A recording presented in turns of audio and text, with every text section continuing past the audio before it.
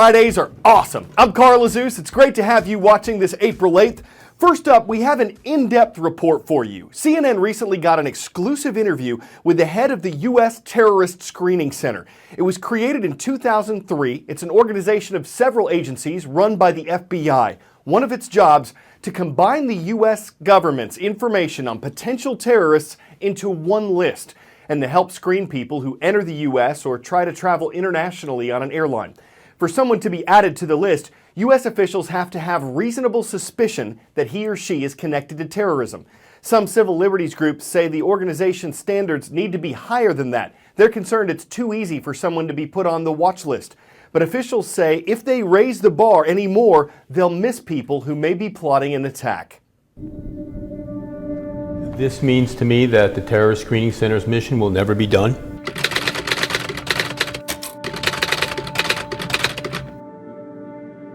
And it reminds us daily of the importance of what we do.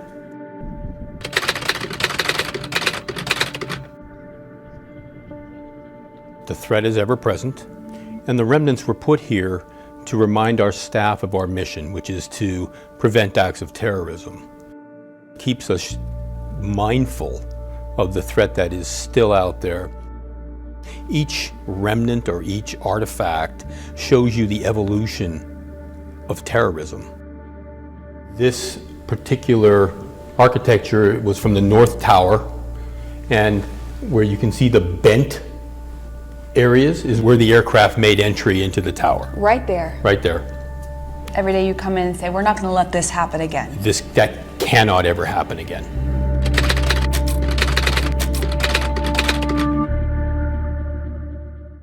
One public perception about the U.S. terror watch lists is that many innocent Americans with no ties to terrorism make it on those lists. What is your reaction to that? I know that is a perception, but it is an incorrect perception. For the United States persons on the watch list, it is a very, very small part of the population of the watch list. U.S. persons on the watch list comprise less than 0.5% of the total population. And how many changes are made to the watch list every day?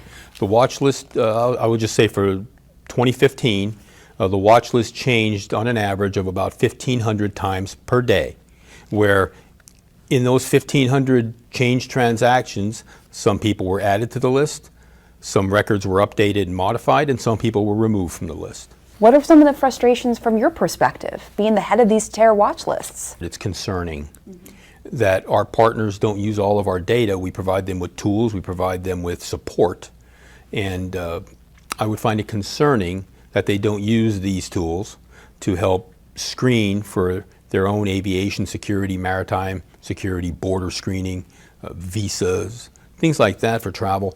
We find it concerning. We've now seen 2 ISIS terror attacks in Europe, more recently in Paris, as well as in Brussels at the airport and the metro station. Would the U.S. watch list have prevented the terrorists identified in those attacks from slipping into the United States? It depends now, and I say it depends because if they were on our list and they were properly identified, they may have been caught at our borders. They may not have been granted access to our country. So I can say that I would hope that our screening network would have caught them. Nothing's 100% foolproof, I will tell you that. Did that information make its way into our watch lists? Did they share information prior to those attacks about these people? I'm just trying to get a sense of how that would work. We were aware of some of the people. Brussels right now is still on top of everyone's mind.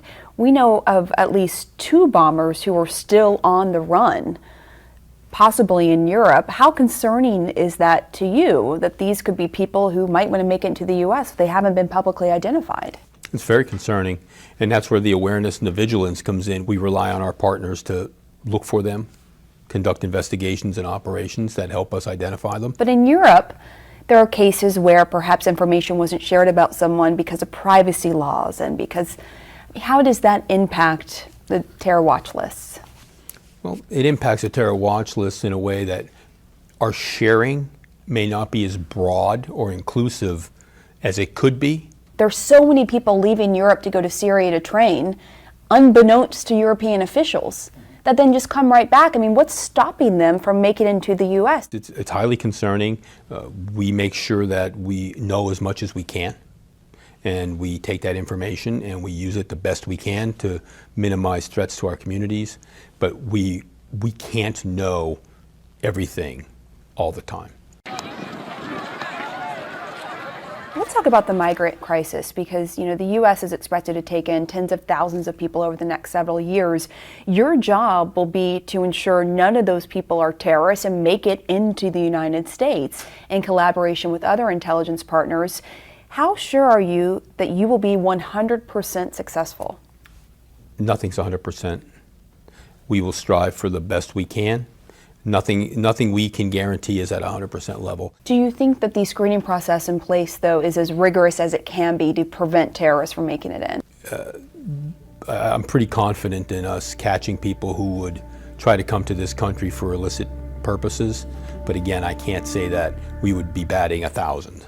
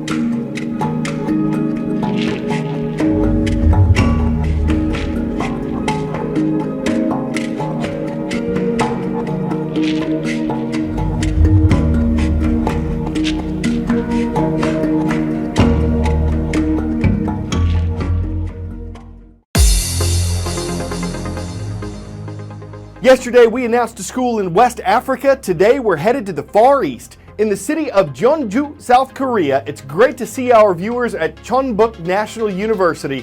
Thank you for watching this Friday. In the city of New York, in the state of New York, hello to the Lions. Columbia Grammar and Preparatory School is on the roll. And we're visiting some of our viewers in Texas. The Hornets are what the buzz is all about. They're at Hudson High School in Lufkin. You may want to sit down for this if you're not already. You see this chair? It's wooden. It's got some graffiti on it. It says Harry Potter. And it recently sold at an auction for $349,000. That's as much as a nice house. Why? Because this is the chair that author J.K. Rowling sat on while writing the first 2 Harry Potter books on her typewriter.